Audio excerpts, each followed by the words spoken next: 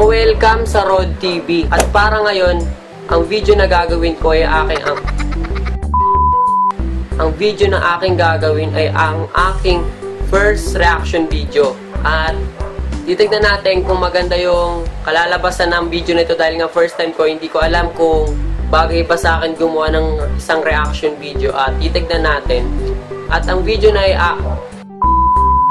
video na ating bibigyan ng reaction ay ang Voice Team Philippines Battle Round nina Heather and Jeremy. Yung kakantahin nila, Sana Maulit Muli. Kaya ito yung pinili ko na video dahil sa loob ng isang araw, umabot sila ng 1.4 million na views sa YouTube.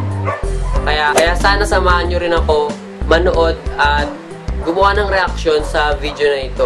Kaya lilipat muna ako ng pwesto dahil madilim na dito sa pwesto ko.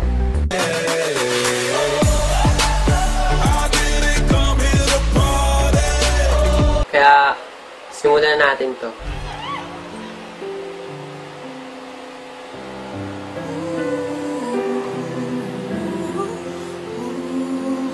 Ganda ng blending nila. Flawless, kumbaga.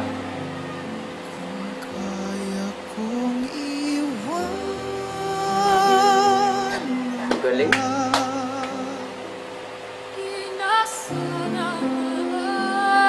Nanonood yung pamilya nila.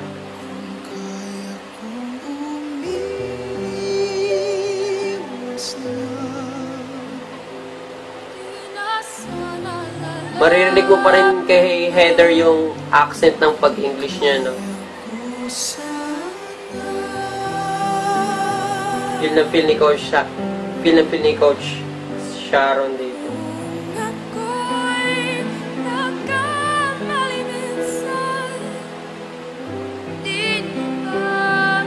Kahit hindi ganun ka perfect yung Tagalog na pagsalita niya na straight, nararamdaman mo pa rin yung yung kanta.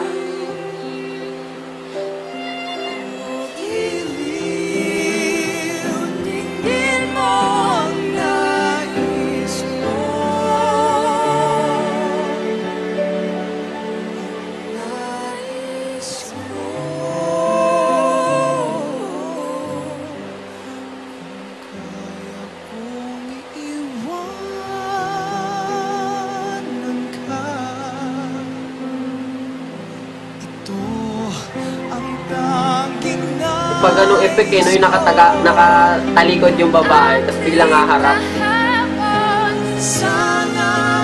Diba? Makikita mo sa duo nila yung yung chemistry. Hindi mo makikita dito yung battle round, makikita mo yung parang pagiging team nila sa isang kanta.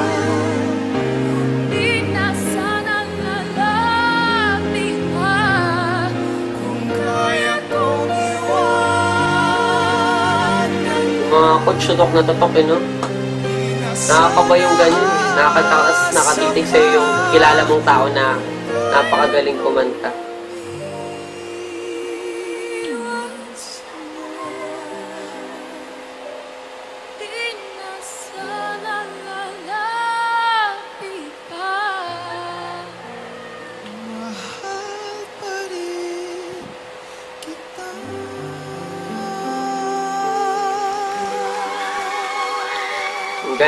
Galing nila pareho. So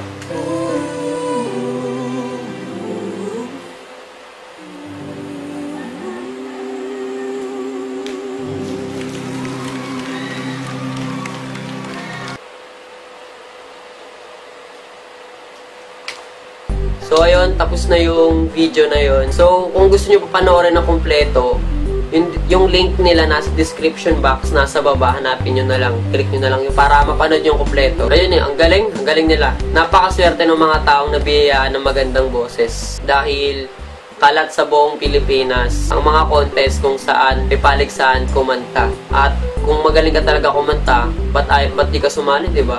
So, yung dalawa na napanood ko kanina, ang galing Kasi yung battle rounds na yun, dun pipili yung isang coach kung sino sa kanilang kukuhain. At yung isa, pwedeng ma-eliminate o kaya pwedeng ma-steal sa ibang coach. So, ang nakita ko talaga yung chemistry, yung teamwork, dun sa kanta. Talagang napakaganda, napakalinis ng performance, kaya deserve naman talaga nun ng 1.4 million agad yung views in one day.